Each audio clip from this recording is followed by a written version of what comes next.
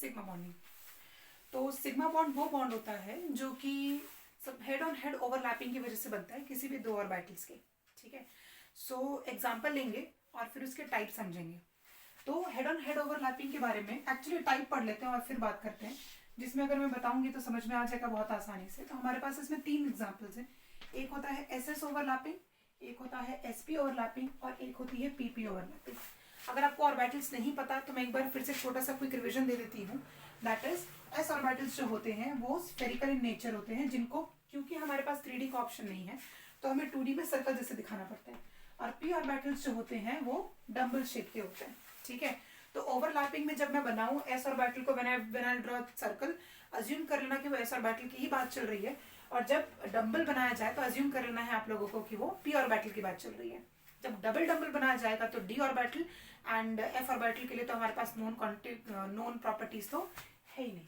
तो SS orbital में क्या होता है, देखो एसएस ऑर्बिटल की ओवरलैपिंग में क्या होता है, दो एस ऑर्बिटल्स क्या होते हैं एक दूसरे से हेड ऑन हेड ओवरलैपिंग लिखा है। तो ये देखो जहां पे शेयर्ड रीजन कुछ इस तरीके का नजर है, मतलब जहां पर क्लोज ओवरलैपिंग, इस तरीके की ओवरलैपिंग की बात चल रही है, क्लोज ओवरलैपिंग है।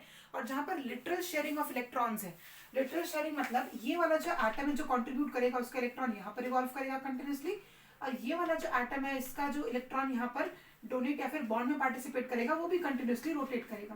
तो इसे कहते हैं एस एस ओवरलैपिंग। ये भी सिग्मा बॉन्ड है, सिग्मा बॉन्ड के तो टाइप पढ़ रहे हैं।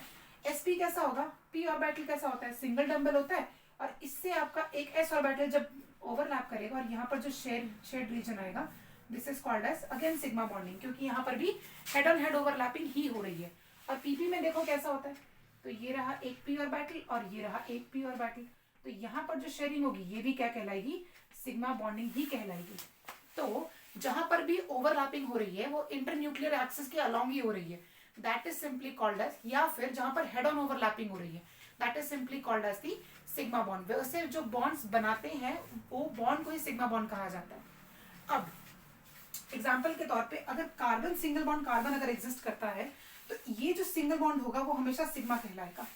कार्बन डबल बॉन्ड कार्बन के केस में एक सिग्मा और एक पाई बॉन्ड कहलाएगा, और कार्बन ट्रिपल बॉन्ड कार्बन के केस में ऊपर और नीचे वाले बॉन्ड जो होते हैं वो पाई होते हैं और जो मिडिल वाला बॉन्ड होता है वो होता है सिग्मा। ऐसा क्यों, देखो एक का स्ट्रक्चर बनाती हूँ थोड़ा सा आसानी से समझ में आएगा।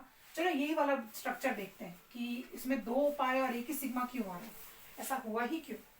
तो ये मॉलिक्यूल क्या है, CH ट्रिपल बॉन्ड CH, यही मॉलिक्यूल है। कार्बन का atomic number 6, 1s2 2s2 2p2। हमें सिर्फ इन्हीं 2 ऑर्बिटल से मतलब है, और इन 2 में से भी अगर मैं स्पेसिफिकली बताऊं तो हम लोगों को सिर्फ और सिर्फ p से मतलब है। तो p ऑर्बिटल देखो कैसा है, ये रहा p ऑर्बिटल 1 2, 2 इलेक्ट्रॉन्स है, ये रहा एक इलेक्ट्रॉन, ये रहा एक इलेक्ट्रॉन। अब अगर बात की जाए तो इनके पास एक एक इलेक्ट्रॉन है। अब इसका अगर मैं स्ट्रक्चर बनाऊं, जिसको हम लोग फूल पत्ती वाला स्ट्रक्चर भी कभी कभी बोलते हैं बच्चे, ये मिटा देती हूँ, थोड़ी जगह चाहिए रहेगी, पूरा ही मिटा देती हूँ।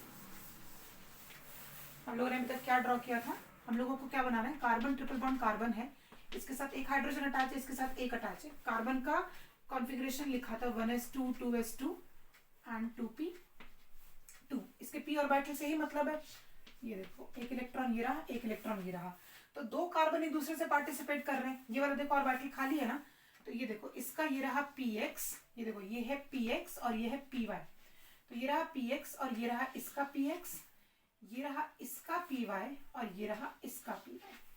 अब ध्यान देने वाली बात ये है कि हमारे पास सिर्फ एक ही ऑर्बिटल खाली है, तो उसकी बात नहीं करते हुए px और py के बारे में बात करते हैं।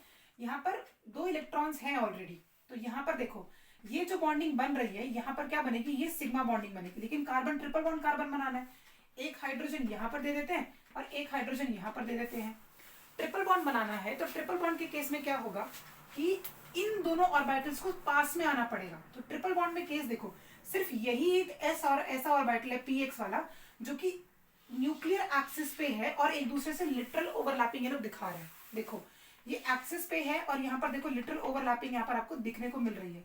बट ये वाले केस में क्या होगा, orbitals has to what we can say shift नहीं, इनको ऑर्बिटल को एक दूसरे के प्रॉक्सिमिटी में आना पड़ेगा ताकि ये लोग एक दूसरे से बॉन्ड बना सके, जिसकी वजह से ये वाले जो वीक बॉन्ड बनते हैं ये बनेंगे आपके पाई बॉन्ड्स। तो सिग्मा बॉन्ड सिर्फ एक ही बन सकता है, क्योंकि अगर ओरिएंटेशन की बात की जाए तो सिर्फ पीएक्स ही ऐसे ओरिएंट हो पा रहा है। वो पीवाई भी हो सकता है, पीजेड भी हो सकता है, डिपेंडिंग अपॉन आप कौन से एक्सेस को पीएक्स पीवाई पीजेड लेना चाहते हो। बट कोई एक ही जो ऑर्बिटल है वो ऐसे एक्स के अलॉन्ग या फिर हॉरिजॉन्टली के अलॉन्ग ओरिएंट होगा और वही सर सिग्मा बॉन्ड बना पाएगा। अदर देन दैट बाकी जो होंगे उनको क्लोज आना पड़ेगा proximity to form the pi bond. तो this is everything about the sigma bond. Sigma bond comparative to pi bond काफी स्ट्रांग होते हैं। सिग्मा बॉन्ड को तोड़ना आसान नहीं है, लेकिन हाइड्रोजन के केस में कभी कभी हाइपर कॉन्जुगेशन की वजह से वो सिग्मा बॉन्ड टूटता है। ठीक है, so I guess this is everything about sigma bond.